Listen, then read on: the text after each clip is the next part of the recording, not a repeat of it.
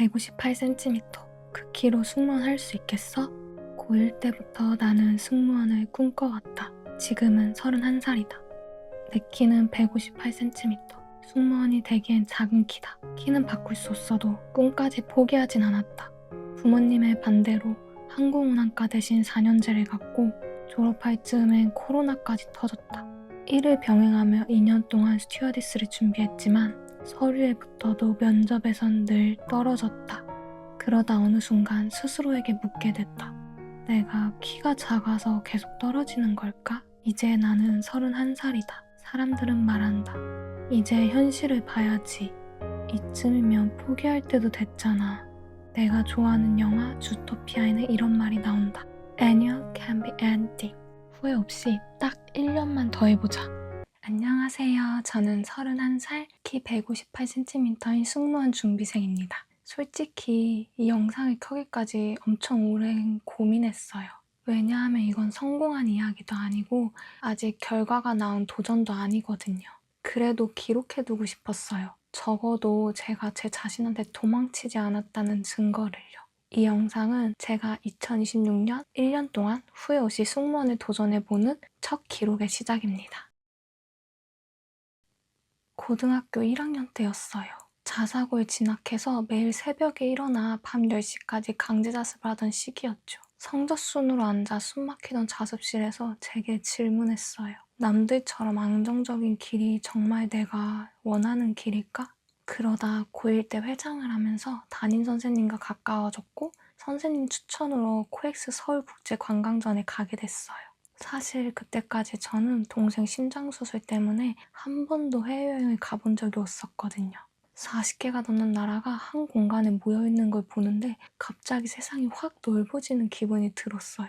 그날 처음으로 전 세계를 오가며 일하는 승무원 직업이 마음에 들어왔어요. 하지만 현실은 냉정했어요. 그땐 지금보다 키 규정도 엄격했고 키 작은 승무원은 거의 없었어요. 그래도 용기 내서 담임선생님께 고민을 털어놔봤어요. 근데 반대하실 줄 알았는데 오히려 웃으시면서 제 다정한 성격과 밝은 에너지가 승무원이랑 잘 어울릴 것 같다고 말씀해 주셨어요. 방법은 분명히 있을 거라고 같이 찾아보자고도요. 그 말이 제 인생에서 처음으로 누군가 제 꿈을 응원해준 순간이었어요. 그렇게 저는 17살에 처음 승무원을 꿈꾸게 됐어요.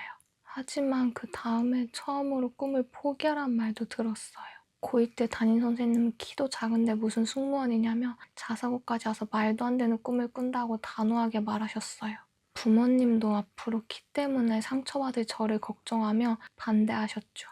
어른들을 실망시키고 싶지 않았지만 처음으로 저를 설레게 했던 그 꿈도 절대 포기할 수 없었어요. 그래서 어른들 앞에서는 승무원을 포기한 척 살기 시작했습니다. 솔직히 말하면 제가 해온 노력들은 다 척하는 노력뿐이었어요. K 장녀인 척, 평범한 취준생인 척, 안정적인 회사원이 좋은 척. 고3 때 부모님 반대로 2, 3년제 항공운항과는 선택할 수 없었어요. 그래도 언젠가는 꼭 승무원에 도전하고 싶어서 가장 가까운 길이라고 생각한 4년제 영문학과에 진학했어요. 그때부터 시작됐어요. 아무도 모르게 준비한 저만의 장기 프로젝트가. 키가 작은 대신 다른 장점을 만들자고 스스로에게 다짐했어요. 첫 번째 서비스. 20살 때부터 카페, 편의점, 고깃집 알바 등 웬만한 서비스 알바는 다 해봤어요. 그 과정에서 손님의 표정과 말투만 봐도 니즈를 빠르게 알아내는 방법을 배웠고 당황스러운 상황에서도 웃으면서 대응하는 연습을 했어요. 그때 알게 됐어요. 승무원에게 미소는 감정이 아니라 기술이자 태도라는 걸요. 서류에 도움이 될까 싶어 CS 리더스 자격증도 취득했는데 경영학과를 함께 전공해서 큰 부담 없이 준비할 수 있었어요. 두 번째, 영어와 글로벌 경험. 승무원은 단순히 서비스를 잘하는 사람보다 세상을 이해하는 사람이어야 한다고 생각했어요. NGO에서 국제기자단으로 활동하며 약 100시간의 봉사를 했고 한국에 거주하는 외국인들을 인터뷰해 그들의 이야기를 기사로 쓰기도 했어요. 그때 만난 프랑스, 미국, 중국 친구들과는 지금도 연락하고 지내네요. 그 과정에서 저는 국적이 아니라 사람을 먼저 보는 시선을 배웠어요. 그리고 서류 합격을 위해 토익 900점대, 토스 레벨 7도 취득했어요. 세 번째, K 장녀로서다. 부모님께 대학생으로서 열심히 살고 있다는 모습을 보여드리고 싶었어요.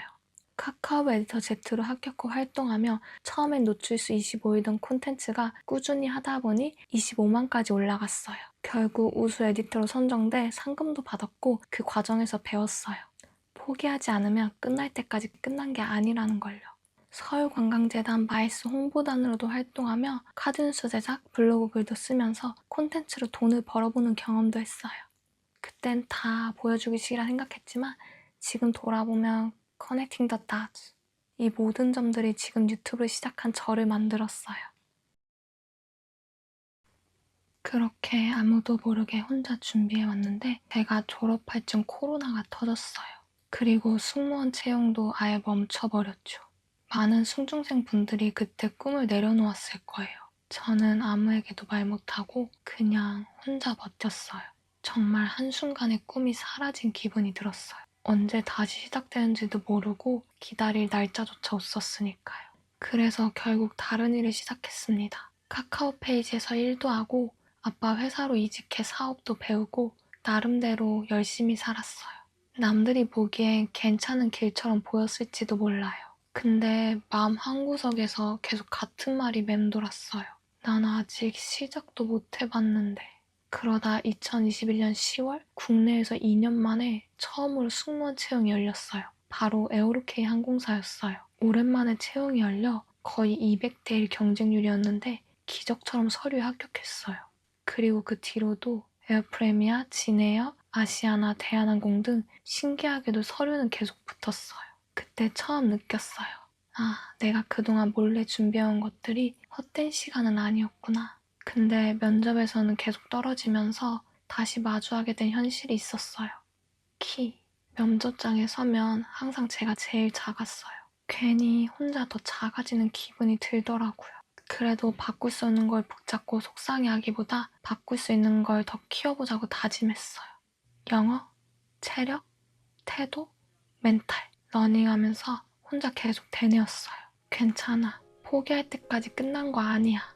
그렇게 저는 포기 대신 다시 준비를 선택했습니다. 근데 여전히 제 자신한테 하나가 궁금했어요. 왜 나는 이 꿈을 아직도 이렇게까지 놓지 못할까? 그 진짜 이야기는 2편 다음 영상에서 조금 더 솔직하게 들려드릴게요. 다음 주일에 함께 해주세요.